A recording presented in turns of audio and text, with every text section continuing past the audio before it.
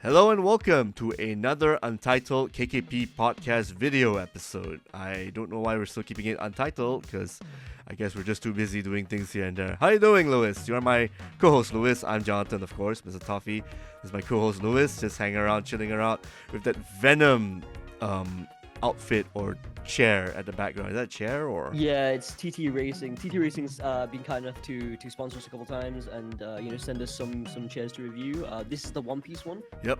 That's the Venom one in the background that my sister got because she's also a content creator as well, and they approached her for one as well. So honestly, one of my favorite gaming chairs to have. I think it's a really. I spoke in a video that we made that it's a really great alternative for Secret Labs, especially their Titan line, because they are quite big.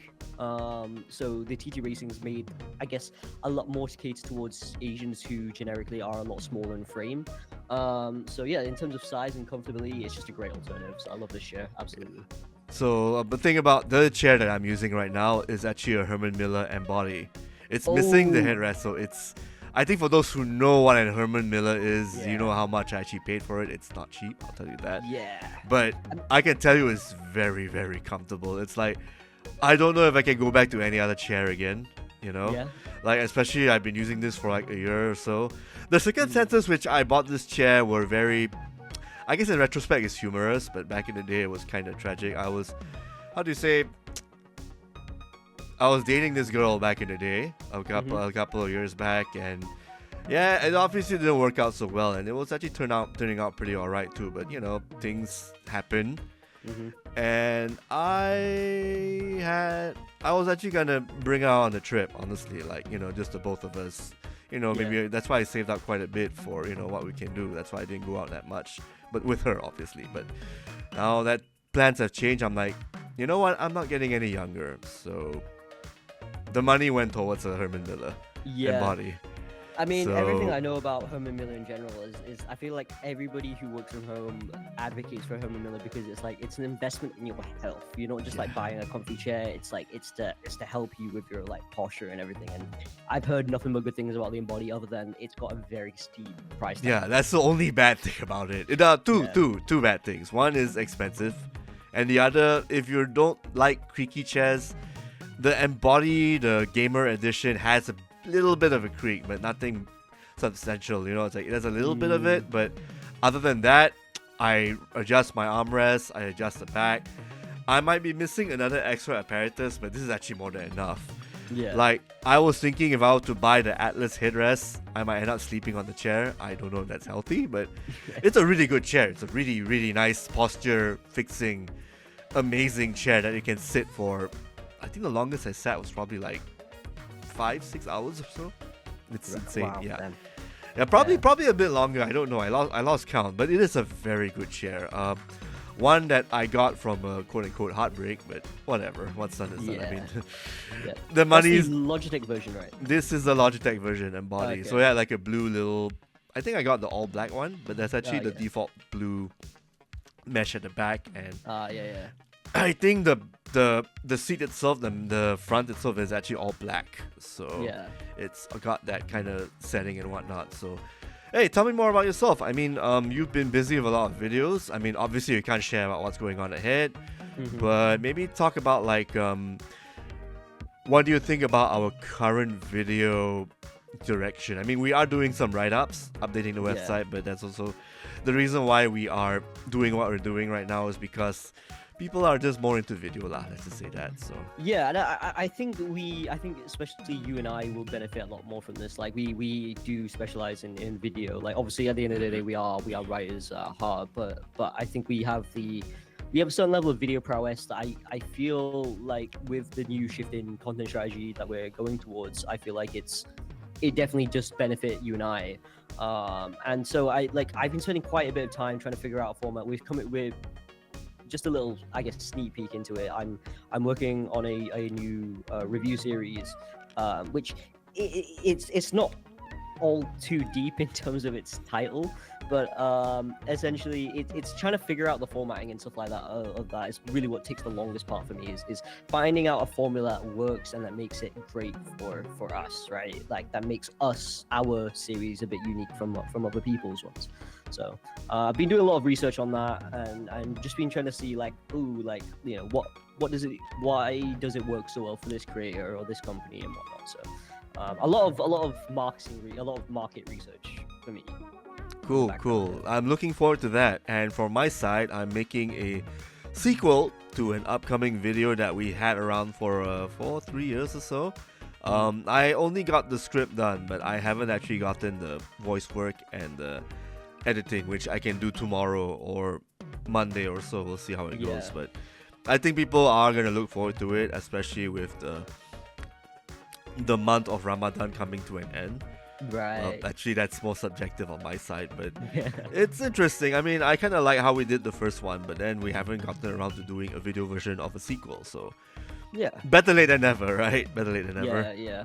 I think in terms of the creative process, though, I'm not too sure if you agree, but like I always find it a lot easier to script and do like the voice recording. I mean, it's the editing that really takes it out of me. For me, it's like that's like the part of like, how do you make this visually appealing and like kind of, especially with how content is being consumed nowadays, where everyone has a lot shorter of an attention span. Like, how do you make it appeal to these, like, these Gen Alphas and these Zoomers and whatnot, like to just keep them engaged constantly, right? Here's my secret. I don't care. I edit how I like it, basically, based on the movies I watched, the TV shows I've seen, and the stupid videos. Remember Funny or Die back in the day before it died? Yeah, I do edit in that kind of style in that sense. Yeah. And my style of humor is also kind of from that show too, that series. Actually, a lot of prominent names, like Don Cheadle was in there at one point. He played Captain Planet in the parody. In Funny or Die, So, I guess that's my trick. I mean, except for making your own motion graphics, which is very hard, by the way. And that's why we have tools like Artlist or IO or many plugins that actually help you and I. Mostly you, because you do a lot of motion graphic transitions, which I enjoy. I wish I could take credit for all the motion graphic design that I do. It's like all mainly templates that I'm able to tweak and make it, put our own little KKP twist on it. Yeah, of course. I appreciate it for that. We all appreciate it, yes. I also need to step up on my transition game, but I've mostly been very simple because I guess the last video I did was I saw this movie called Batman Ninja vs. Yakuza League. I think you might have seen some videos we did on that. Yeah. And what's really interesting about, I guess it's going to be our review lah. I mean, instead of what we've been playing, what we've been watching. So I saw that because Warner Brothers did not take the initiative to advertise their own shows. Do you know that the people who are advertising for this show is the voiceovers? Like the woman who voiced Harley Quinn in the Suicide Squad anime Isekai, Carly Hawk. She voiced Harley Quinn in Batman Ninja 2 versus Yakuza. So she is the only person along with the other VOs advertising their own show. That's fucked up. I mean, no, they do a great job. I'm not saying they're fucked up, but the situation of their own marketing, Warner Brothers not advertising it is fucked up. I mean, imagine, like Last of Us, like The Last of Us comes out, like in what was it, like early 2010s, right? And you just have like Troy Baker being like the only one that's the only person. Like advertising it. Hey, I was in this really cool game. It's really, really good. I think I did a great job at it as well. Maybe check it out, instead of the actual like the company behind it, actually do putting in the budget to. So anyway, I finished watching this movie. It's less messy than the first show. If you've seen the first Batman Ninja back in 2018-19. So for those who don't remember, Batman Ninja had Batman and Joker, everyone being transported to feudal Japan, and then for some reason there are mechas like robot mechas and monkeys for some reason in that show. It's insane. This one is a bit more quote-unquote grounded, where the premise is Batman, the same Batman who was in Batman Ninja. They're in Gotham City with Damian Wayne, Red Robin, and Red Hood. Mm-hmm. And they're all getting besieged by a Yakuza group coming from the skies. So you got like a bunch of factions coming down, like alternate Japan trying to conquer Gotham. So it's up to Batman to solve this issue. Okay. And of course, all the people, all the Yakuzas who are controlling this group are, you got the Yakuza Flash, you've got the Yakuza version of Wonder Woman, who ends up becoming one of the protagonists, the good guys, the moral compass characters. Right. Then you've got a Yakuza Green Lantern in the form of Jessica Cruz, the female Green Lantern. Okay. The new one, like the most recent Green Lantern cadet. His own character. And then they all have their own stylings. And then Aquaman as well is also a Yakuza, so they all have their own stylings. If you see they like the whole Shogun kimono kind of outfit. And Superman is called Kuraku, Man of Steel. Wow. Yeah, so Clark Kuraku, get it? Okay. So he's wearing specs. He's got the pompadour, and then he got the tail hair, the fringe with the tail part, like a Yakuza. Yeah. And he's got a cape, and he's wearing a shirt to cover his S, the Kryptonian S. So, if you see all the graphics and the trailers and all that, you'll see that they're all Yakuza-fied, if that's even a word. Like, they all got the outfit, everything, and they're fighting. And the Bat family had to figure out how to fight them in their own way. And here's the crazy part. The Bat family, they all had their own jets and whatnot. You could say they're transformed into, I think they're paying tribute to Gatchaman. Okay. To the point where all the finishing moves are called Science Ninja attacks. And then you got the name of the attack itself. Okay. Yeah, and then they had like the kanji popping up at the background, Science Ninja attack, Science Ninja that and whatnot. So it's clearly taking some inspiration from Gatchaman and a lot of other. And they even had the scene where Wonder Woman was singing in a 70s or 80s music video of a girl singing about her longing to be part of the world or some shit. Okay. The whole how do you say, the Enka kind of song. Yeah, so you've got everything, and this is a lot more focused compared to the first Batman Ninja. So I give this a high recommendation to watch, but it's something that you might forget after the first viewing. But the animation's really good. Good. It's just that there are some characters who appear there and you're like, what? You're just there for a cameo and then you're gone. Right. Okay. But beyond that, I was gonna say, what platform is it on? This is on Amazon Prime. Okay, Prime Video. Okay. Yeah, and I think it might be on Max HBO, but again, Warner Brothers does not know how to advertise your own content, so it might not be there. I mean, if it's on Netflix, I won't be surprised. So yeah. But for now, the only platform I know is on Amazon Prime, so it's worth a watch. Again, this is more like a less story, more action focused kind of animation. So you're there for the fireworks and to see basically a different version of the Dark Knight Returns fight in anime Yakuza versus Ninja kind of form. Okay. Like DC anime fight. Yeah, and it looks pretty cool. Anything cool you actually get to watch in between work and whatnot? No, unfortunately, my time recently has been solely playing games I can't talk about because I'm under embargo. Of course. We will talk about that when the time comes. So don't worry. I'm also playing stuff under embargo too. So we only can talk about it the week after next or even the next week or so. Yeah. Okay, let's carry on with the news. So we got some stuff happening because GDC 2025 is happening or still going on around this weekend. So maybe we should bring up some news here and there. So Newzoo just released their latest report on the state of PC and console gaming in 2025 during GDC 2025 week. So I saw the report of it, which I cannot publish here. You might have to see the video that will come out on the GDC YouTube channel eventually. So to wrap up the whole console PC state of gaming, PC gaming popularity remains stable, where it's slowly going on the rise in terms of spending power and people actually playing and investing time in. Console revenue will be dependent on Grand Theft Auto 6 and Nintendo Switch 2. Play habits and times are going down as a result of basically it's not as strong as how it was in the pandemic back in the day. Right.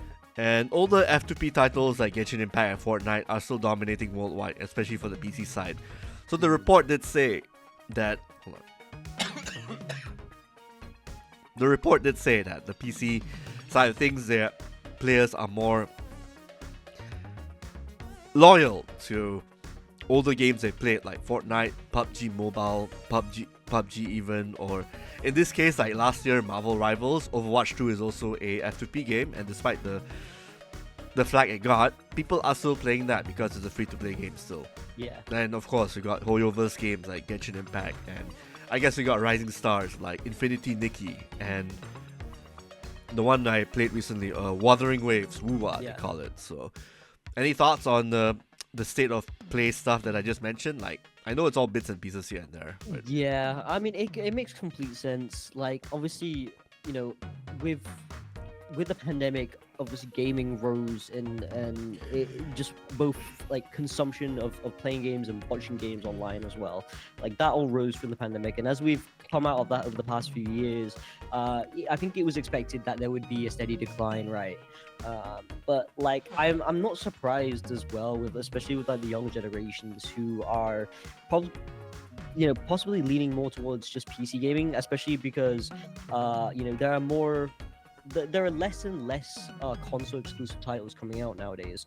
With Xbox is slowly transitioning to their Xbox exclusives slowly coming out on PC. Like there's no longer like a 3-year wait time for an exclusive game to come out on PC. To me, it all makes sense, and I'm not surprised. And I do think, for example, when you mentioned GTA 6 being a massive, factor in how, sustainable this is all going to be. GTA 6 has so much selling power. I think we talked about it before. I'm not too sure if it was on the show or if it was just in a meeting between us, but it was about how, GTA is going to be like, it's going to be like 100. Was it 200? Oh, we did talk about it, and I think I know the conclusion is that no matter what, people are gonna buy it. Exactly. Yeah, because it's gonna be a forever game for them. Exactly. Yeah. And I feel like, and that obviously, the Nintendo Switch 2, those I think they hit the nail on the head in the report there, where it's like those are gonna be the things that are going to determine the state of console gaming specifically. Yeah, I think it's also a safe answer too, especially when they mention like games that have been around on the PC for quite a while are still getting their audience. They're not going to jump into a new game, and even if they did, they're going to go back to the old game, like a Fortnite or Genshin Impact. Path of Exile is also one good example. Warframe, that's been around since 2013. It's a very good example. Yeah.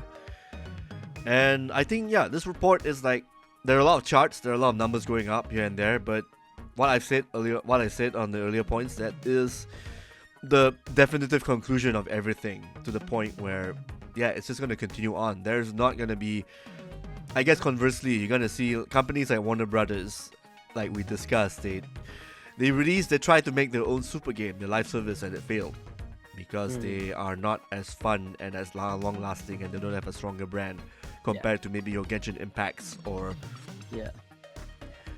even your Warframes or Path of Exile, where they have a manageable team, and that's the only thing they focus on. The only life force, I guess, they're trying to sustain. Speaking of GDC 2025, not sure if you heard, but Balatro has won a bunch of awards. Great. So, well deserved, finally. Yeah. So, Balatro has won Game of the Year, Best Debut, Innovation Award, and Best Design in the 2025 GDC Awards. I guess other highlights include Astrobot winning Best Audio and Metaphori Fantasio winning Best Narrative. Any thoughts about that? Yeah, I'm not too surprised. I mean, Astrobot has dominated almost every single Game Awards show that has happened recently.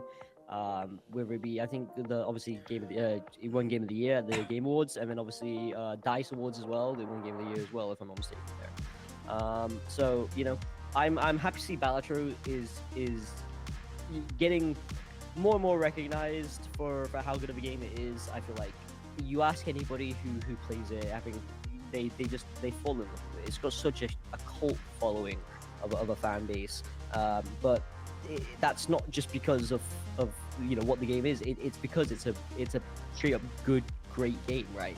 So I really enjoy seeing titles like Balatro get their flowers, essentially. Yeah, that's actually one of the games we gave like a full score for. I had to ask everyone in the team whether they were alright with it, and everyone unanimously said yes, so that's great. I think the only game that got 100 last year was Metaphor. Yeah. And that one was like, yeah, just go ahead. I played this like for 20 hours when it came out. And like, yeah, this is it at the very least. And hearing everyone putting praise on it, I finished it after a month, and yeah, it was definitely what it deserves. Yeah, 100 or so. I'm gonna pull out the list here on my screen. Best technology for GDC Awards 2025 is Astrobot. It beat out Black Myth Wukong, Helldivers 2, Senua Saga, and Tiny Glade. Best visual arts goes to Black Myth Wukong. So it is a very pretty game, that's for sure. Yeah. Although, yeah, you got Animal Well, Astrobot, Metaphor, and Neva. Those are very strong contenders. Game for social impact, Life is Strange, Double Exposure. Beating out 1000 Times Resist, Astrobot, Frostpunk 2, and Neva. I can see 1000 Times Resist winning, but Life is Strange is fine too, I guess. Yeah, I mean that also has a massive cult following, but I'm not too sure how much like or for, at least for the GDC awards, I'm not too sure how much a public vote holds for them. But I mean, like I've played the first two, Life is Strange, and they were great. Like I really enjoyed the storytelling of it all.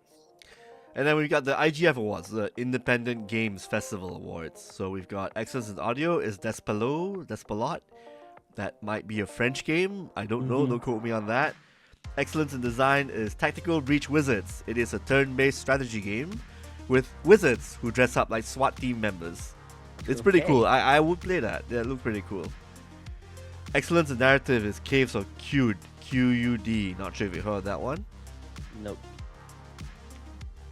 Excellence in Visual Art is a Haunty, a game that one of our writers, Alif, reviewed. That looked pretty cool.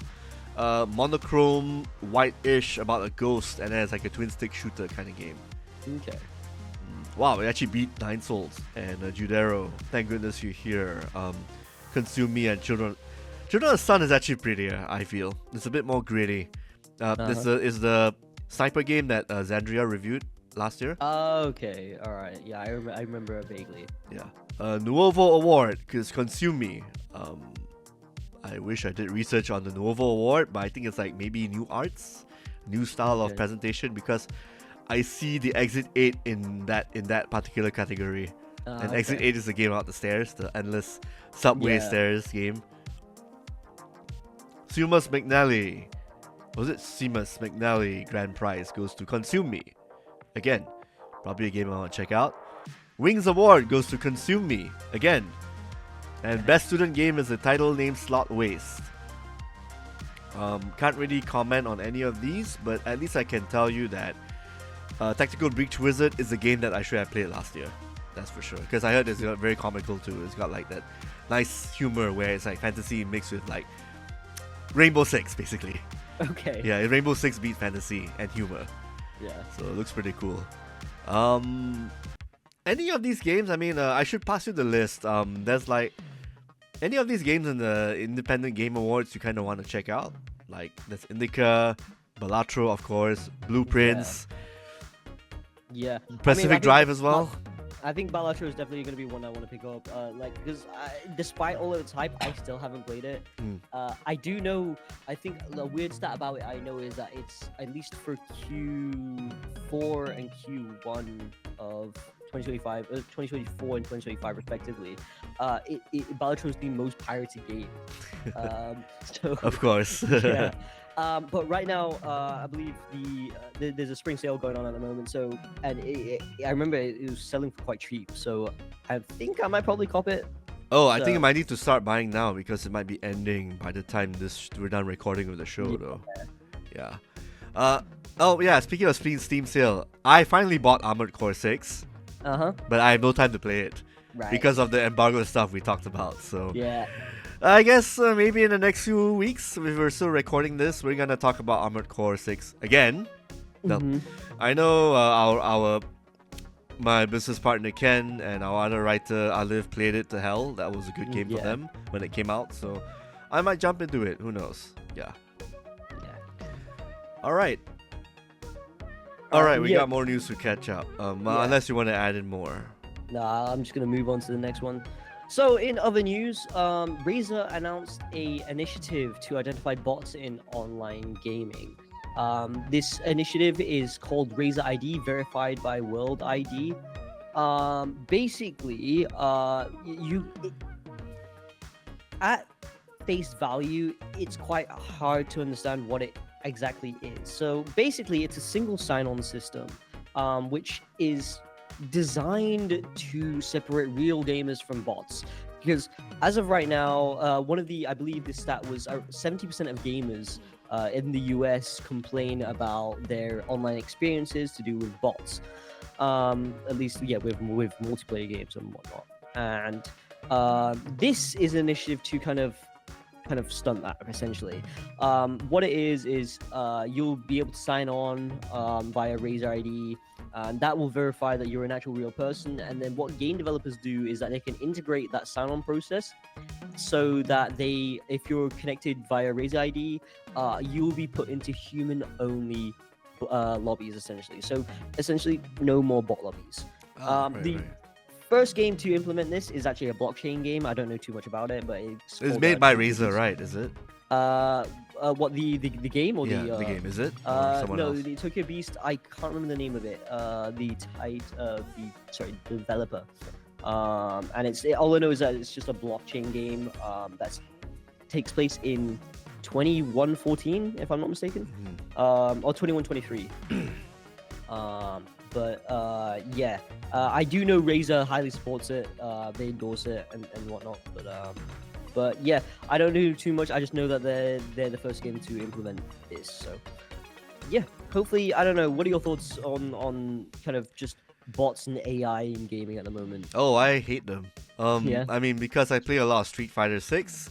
Yeah. In PC, there is a I won't say it's a bot problem. No, there's a bot problem, and there's also auto cheat problem where basically players can have like a bunch of scripts added into the PC version, and then they do things that unless you're a pro player, and even then it's very unreactable to do these things here and there. It's like something you just cannot do in a real life match, basically, that you can actually do automatically. Also, like if I'm doing one move, if you saw it for the first time, you cannot avoid it.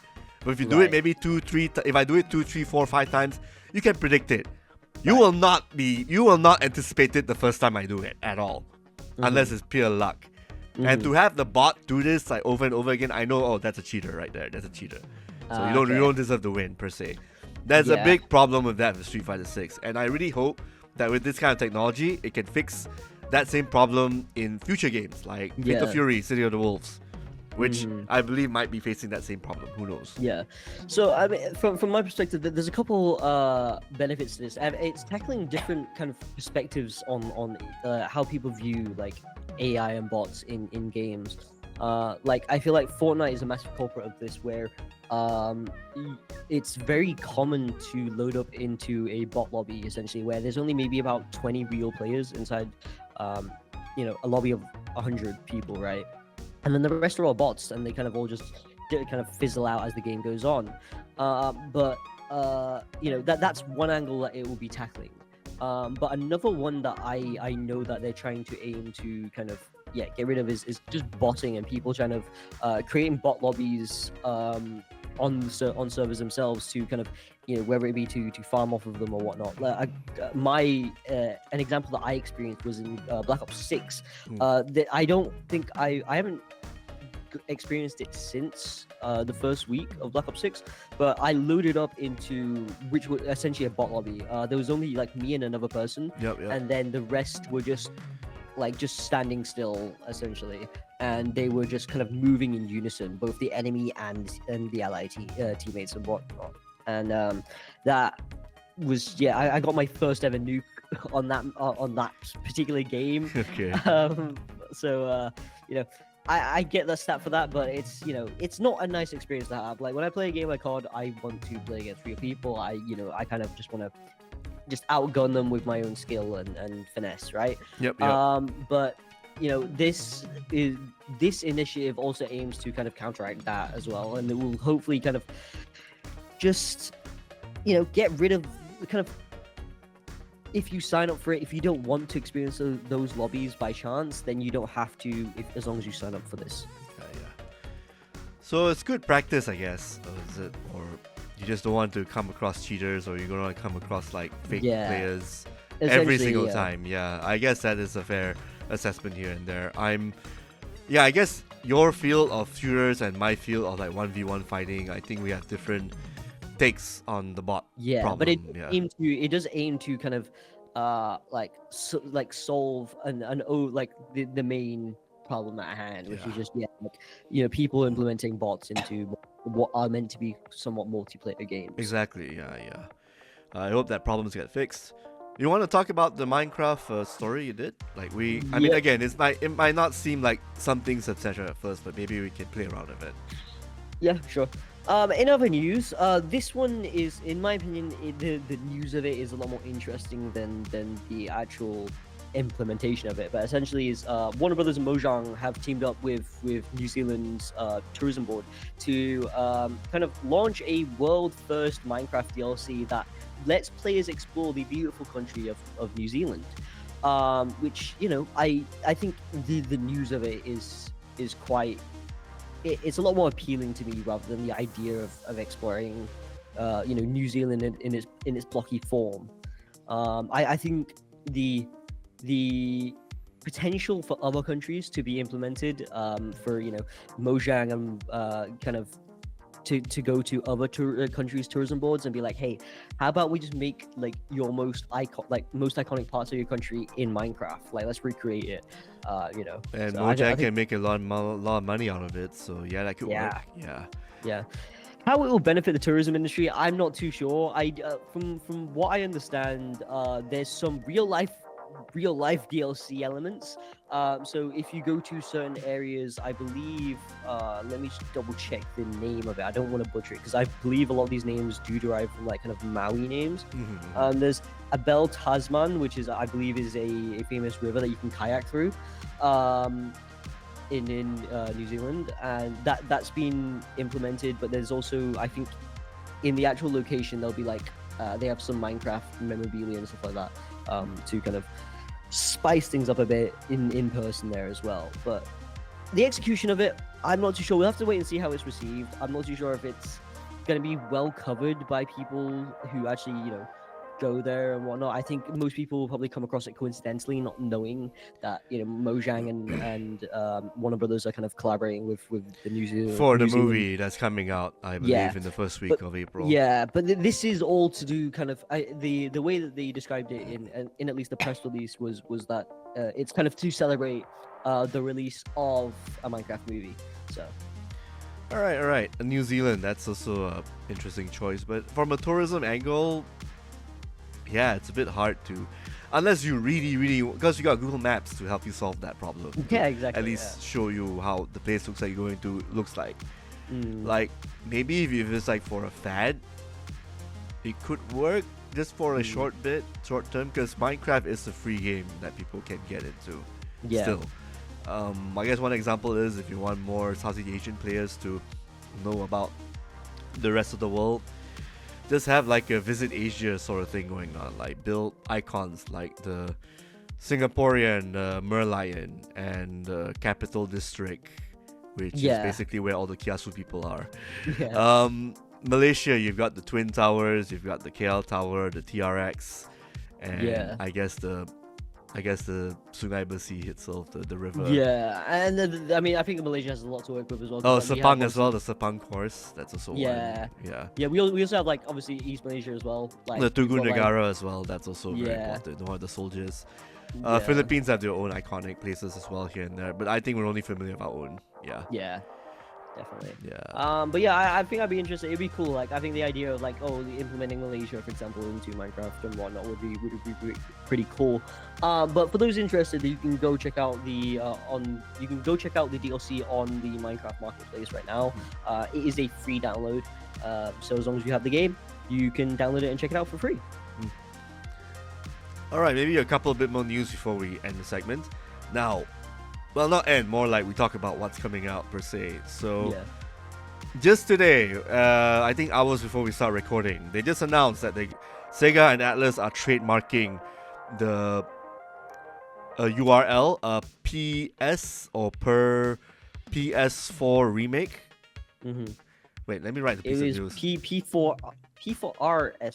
P4R. Yeah, that's correct. Okay. And then .jp. You're right. You're right. So, way I butchered my own story. So basically, a Persona 4 remake is in the works from Sega and Atlas, and from a lot of circling and rumors and all that, people are apparently they're remaking the base game that came out on the PS2 in 2008, 2009. The golden content, which features a new character named Marie and a bunch of new scenarios here and there, that's going to be sold as 30 USD DLC. Like how they did for Persona 3 Reloads and the After, the sequel, the After, they call it. That's pretty much it. So, I'm not sure. Do you have any affinity towards Persona 3 and 4? Not really. I growing up, I was never really the biggest fan of JRPGs, but I think one thing that I've always admired about the Persona franchise in general was obviously the raw aesthetic of it. I've always been a big fan of the art style and the aesthetic, and as well, you ask anybody who's, at least from my experience, anybody that I know who's a JRPG fan has told me that some of the best soundtracks in all of gaming are from the Persona franchise. So I've got a massive respect because to the Persona franchise for that, because what do you call it? Shoji Meguro. He's a composer. He's a composer for it all, and that's, just for me, it's great background music, and it sets the scene so well, and it creates an ambiance that's nothing really has ever, from my experience, has compared to it. And yeah, I think that for me, the thing I appreciate most about Persona is definitely Shoji's work. This was one of the first few games I reviewed early in my career, Persona 4, and this was in 2009 January when I was still in Singapore. I was reviewing the PS2 copy of the game, and because we moved office from Ayer Raja Crescent to this place called Genting Lane in the SPH office. So we didn't have like a private place to play games yet. We were still in the process of shuffling and figuring out where to sit, and then bringing our stuff in, our equipment from the old place to the new place. Right. So because we had no room, I had no room to play the game privately. I had to play this game on the big screen. It's like, I think it was a 50-inch, in the middle, like office public cubicles. Yeah, I was playing it out there in the office, not in the private room, out there in the office complex, blocks and everything. And on the PS2, playing that with my headphones, and I think everybody was looking at me going through the entire game for the past few years, for the past few hours. And then I think they were like, when they saw the boss, because the premise is, you have to fight shadow bosses of your friends. Yep. So when they came across Kanji's shadow character, where basically it's like, oh, I'm a gay person, oh, look at me, that shadow guy is like half naked and all that. Everyone was looking at the screen, what the fuck is that? So that was a pretty humorous way of things. I wonder if they're going to preserve that in the remake though, because Kanji itself, he's a character who came out of the closet, and he's faced his truth and everything, and then his shadow is basically a homosexual, basically those parodied homosexual kind of characters, and and the bosses you fight are basically muscled men who are half naked, so it's basically your insecurities and shit like that, afraid of coming out and seeing what happens. And the game itself does a great job at telling the story, as well as having the battles being presented here and there. In fact, Kanji is actually one of my favorite characters in Persona 4, voiced by Troy Baker, I believe. In the English dub. Okay. So I hope that they preserve that story, they don't change it so much, because it's a very cool way of tackling homosexuality without being very crass about it. Okay. But beyond that, I mean, if you look at my display up here, you can see Izanagi here, where my finger is. That's one of my favorite designs for Persona in the game, and I love the soundtrack, I love the story, I love how there are major twists in the game as well, and which I appreciate. Yeah. And the fact that you're playing a city guy trying to reintegrate himself in a country town of a part of Japan, and being friends with people here and there, going through a mirror universe in the dark channel, the dark midnight channel and everything. Really unique setting and everything to be in. So I really do hope that the remake does justice. because this is actually one of my, I think it was like one of my 1010 or 910 games in that era. Yeah, and this is a base game. I've never played Persona 4 Golden. I've only played the original Persona 4. So right. I don't know how the new changes and the new characters work, but I love the original. It's again great soundtrack, great press turn battle system. Continues on the Shin Megami Tensei legacy without being convoluted, because you can just jump into this game and just play it as is. Right. You don't need any prior knowledge of Persona 1, 2, and 3. Yeah, that's something I've been told as well. If I ever want to get into Persona, I don't have to worry about like playing the previous ones. It's I think that's, to me, that's what has been praised to me a lot, is that if you want to try out a good JRPG, sorry, just any of the Persona, pretty much, like Persona 3 Reload, for example, or like Persona 4 as well, just feel free to hop in, because they don't, it's not heavily, you don't need to rely on information from previous games for you to have an enjoyable experience. Yeah, and here's the thing, you can actually get it right now on Steam sale, Persona 4 Golden. It's ported already, so you can check it out. And even though I played Persona 5, I love that game, it's nowhere near as good as Persona 4. Really? I think I prefer the cast in Persona 4 and the story and the whole countryside kind of vibe to it. And I think it had better music. I like the jazz in Persona 5, but the popish rock kind of vibe I get from Part 4 is still more memorable to me. Yeah, okay. Yeah, actually, now that I think about it, like just what do you call it? Just a little sidebar, but whenever I'm looking for like music on Artlist.io, I feel like a lot of the ones that have already been downloaded by you are very reminiscent of like, just kind of like that like Persona-esque kind of songs. Yeah, and it's actually the most popular Persona because they made a rhythm game out of it, they made an anime series out of it, and they made 2 fighting games out of it, Persona 4 Arena and 4 Arena Max. And I think a lot of people like Arena Max a lot. They even brought in some Persona 3 characters in that fighting game as well. It was pretty interesting. So at the end of the day, it's actually one of my favorite games of all time in that period around. If you're talking about games from 10, 20 years past ago, so it's crazy. And it was a PlayStation 2, like it's like on its last legs, because the PS2 has been around for quite a while back then. So really crazy stuff. No, it sounds like you're excited for it. Oh yeah, totally. Maybe a bit wary because they might make some script changes. I hope they can preserve most of it. Like again, the storyline of Kanji use every character's one. There's also another character, Naoto. He, or rather she, has a she basically hides her identity in a way, and you find out that there's a reason why per se. And when you actually go inside her psyche, her shadow dungeon, you can see why it became like that also. Okay. So it becomes kind of like a psychological, it becomes a lot more psychological. It's more like how do you say, it addresses I won't say transsexuality, but it's along the lines of I pretend to be this particular gender because of the workforce and everything. So it tackles that really well. But it also has an allusion towards transsexuality as well. That's it. Not direct, but it basically hovers around that same area and it's handled with taste. Yeah, and especially for a game that came out back then as well, where it it's not like how it is today, where it's like it's so openly accepted, and I feel like a lot of people have a better understanding of those hurdles that people of those categories kind of have to overcome. I feel like back then, it's interesting that you're saying like they're tackling those types of issues all the way back in like, what was it, early 2010s, 2009, 2008, 9. It's very progressive. Yes, I hope the fangs of that game are not. I hope they're not neutered, let's just say that. They're not taken out. Not declawed. That's a sucky way to go, man. All right, let's talk about your piece of news. Like you mentioned earlier that there was a game that came out, a shooter that was announced from Saber Interactive.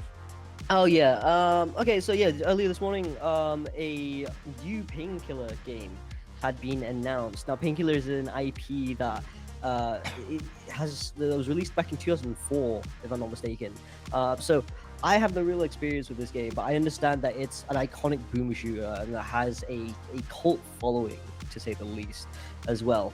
But yeah, it's being pretty much developed by Three Realms published by Three Realms and if I'm not mistaken, Saber Interactive, but is being developed by Anshar Studios, who have done a bunch of different work. They've helped out Larian Studios with Baldur's Gate 3 and Divinity Original Sin 2. They've also helped out Bloober Team as well with Silent Hill 2 and Observer System Redux as well. So, but this is a boomer shooter. I'm not too, I'm not the biggest fan for the designated FPS guy. I'm not the biggest fan of boomer shooters. I think it's more to do with kind of like the gameplay, maybe the way it feels. It doesn't feel as competitive to me, especially because it's you're most of the time you're following a story and whatnot. But I think it looks interesting. I'm looking at like the trailer. I've watched the trailer a couple of times already now. Does it? I'm guessing it looks like an arena shooter, a la Doom. Yeah, it does. Yeah, it's very reminiscent of. To me, it's like it's a more humanized Doom in a sense, if that makes sense. Like it feels a lot more into. I feel like with Doom, I don't know, from my experience at least, I feel very disconnected with seeing like Doom, especially gameplay of like Doom 2016, Doom Eternal, and the latest Doom that's been announced as well. I feel very like, maybe it's because maybe I just don't have that nostalgia, but I feel very disconnected. But with this one, I feel a lot more connected to it. I think it's more because like you can see like your human hands holding the guns and whatnot, and it's like it feels just a lot more intimate in my opinion. But yeah, I mean, what do you know about the original Painkiller at least? Because obviously I only know about it by name and gameplay footage I've seen on like real player media, and I wish I had time to play Painkiller back in the day, but I think at that time, it was, you said 2004, right? Yeah. I think that was a phase I was playing PS2 games a lot. Right. JRPGs and a lot of action adventure stuff that came out. Like, you've got so many Grand Theft Auto clones coming out. You've got a lot of 3D platformer clones coming out at the time on PS2. Yeah. Jack and Dexter 2. So, a lot of those titles that took up my time. Even Ratchet and Clank, like the very first one, by the way, was taking up a lot of my time around 2004. Yeah. I think the only PC game I played was probably Diablo 2 and Heroes of Might and Magic, and that was few and far between. I think I stopped playing boomer shooters, those kind of shooters, until I came back to PC gaming like later on when I guess when they brought back Diablo 3, and that was a while. No, not Diablo 3, sorry. When they brought back like another sequel to Heroes of Might and Magic, I think it was probably 4. Again, all the years are very like just come in a blur to me. Yeah. So again, I think I was mostly dominated by PS2 games. Okay. Yeah. But yeah, back onto Painkiller. Like from what I know is that it's not going to be quite how people remember it. A big difference going into this iteration is that there's going to be 4 playable characters, which offer kind of each 4 different unique advantages and playstyles. They haven't really because it was only just the announcement trailer, so they'll go into detail as time comes on. But it is slated for fall 2025, so I'm assuming summer of gaming, we can expect to hear more about this coming out. But having said that, I mean, after hearing what you said, I would like to play that actually. Because when I see these kind of revitalizing of shooters, I think of maybe Shadow Warrior. I played the original 3D Realms version. That was not good. I mean, it was funny for a bit because of the racist Asian humor, but it wasn't good.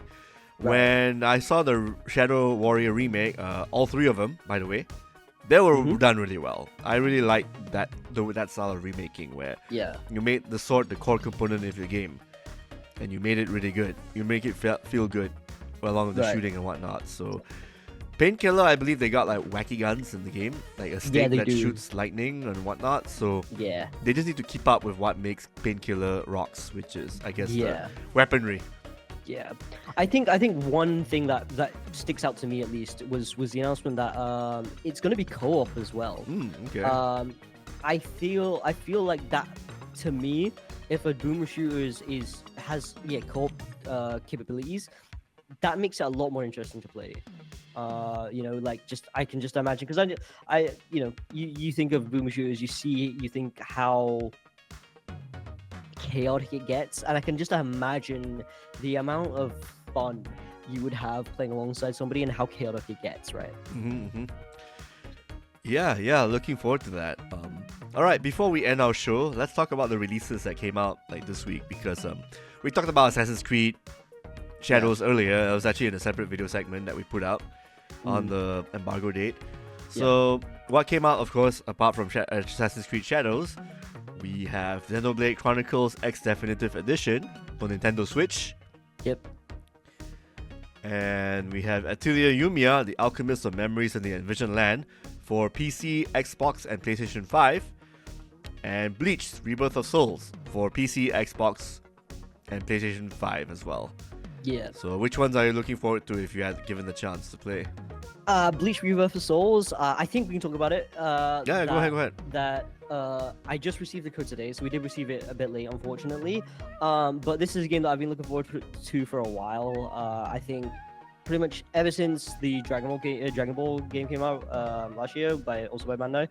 I don't know. I'm just a massive weeb, right? So Bleach is iconic, and it's weirdly one of the only IPs that I've refused to watch in its entirety, because I know how good it's going to be. I'm kind of saving it for a rainy day. I know bits and pieces about the lore. I know that pretty much it kind of falls off after, like, or just before the Eisen arc, or like just after the Eisen arc, sorry. So like I know bits and pieces just from osmosis of it all. But yeah, it's a free anime fighting game, and I've been slowly getting more and more familiar with fighting games over the past couple of years, and yeah, I think the art style is pretty cool. I'm excited to see kind of each character and what their supers hold and how relevant it is. Yeah, this looked really good from the trailers. Yeah. So yeah. I'm looking forward to that. I just received the code this morning, so I know what I'm going to be spending my weekend doing. All right, sweet.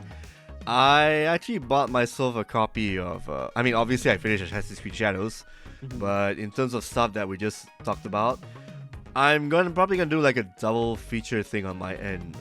First with Xenoblade Chronicles X, because that game really needed a remaster. It really needed to come out on the Switch because it wasn't stuck in Nintendo Wii U jail for the longest time since 2015, and to have it come out with better graphics and a better interface and better quality of life stuff, like I guess you could teleport to different locations really quick, fast travel quite a bit more than usual, and yeah, and there are mechas in this game too. So it's a sci-fi world.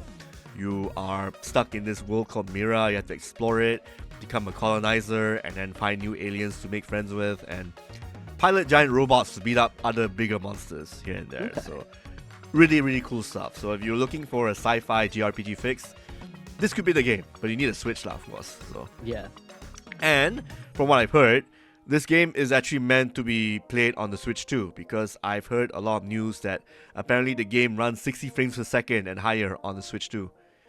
But you only can access this part of the code by jailbreaking it, of course. Yeah. So to see this, and again, it seems that a lot of games made for the Switch are being made ready for the Switch too. So that's good news. And plus, I get to play this game on the Switch too, faster and more clearer and crisp and everything. So I'm looking forward to that. And the other game I'm actually gonna play later on is Atelier Yumiya, because I haven't played an Atelier game since Ryza 3, and Ryza, I didn't actually finish it, but I really like it a lot. But I just didn't have the time to complete it, unfortunately. Yeah. But it's okay you obviously don't know the series, so it's, imagine a JRPG in a fantasy world where you actually can combine ingredients to create alchemy. Okay. Potions, explosives, items, weaponry, whatnot. Right. But the twist here is alchemy is forbidden in Atelier Yumiya, and she has to basically perfect a craft to change that notion, to change that way of thinking in the current government of the world. Okay. Yeah, so it's got a bit of that kind of twist to it, and then it'll be interesting to see how it goes. But so far, I like the art style, and Yeah, it looks phenomenal. I'm looking at the Steam page right now for it, and just the gameplay looks so great. It's an open world, right? I'm not sure yet. It probably is with some loading screens here and there, but Okay. like I guess an illusion of open world. But Yeah. it looks good so far. Yeah. I think the biggest draw is of course the main character. If you see how she looks, if you look at her, and if you look at Atelier Riser, and then you can hear a comment. There was an interview done with the director. He said that, yeah, Atelier Riser was our saving grace because if that game did not sell, right, the Atelier series would be done. It's over. right. But Riser sold, and if you look at the main character for Riser, there are two big reasons why. Yeah. Well, four, top and bottom. And if you look at Yumiya, yeah, I think that's what they're going for. They want to make a game with a very attractive looking protagonist. Right. Yeah. So in fact, I actually have a protagonist from one of the Atelier games in the background here, but the problem is she is in the ones where it's not popular. Like, I guess the ones that actually broke records is Riser and the trilogy, and probably this one, maybe. Yeah. Yeah. Yeah, I mean, I'm looking at what her name's, what is it? The protagonist of Riser is what? Riser is Riser. Her name's Riser. Okay. Yeah. Yeah, Riser Stout. Is it? It should be. Yeah, something like that. But I'm looking at her character model, and I can't get over the way the skin pinches. Yes, exactly. Yeah, there's an anime on it, and it actually focuses a lot on her trademark. Yeah. Yes, but yeah, I mean, I guess it's a written rule in media: sex is sell. Yep. Yeah, that's it.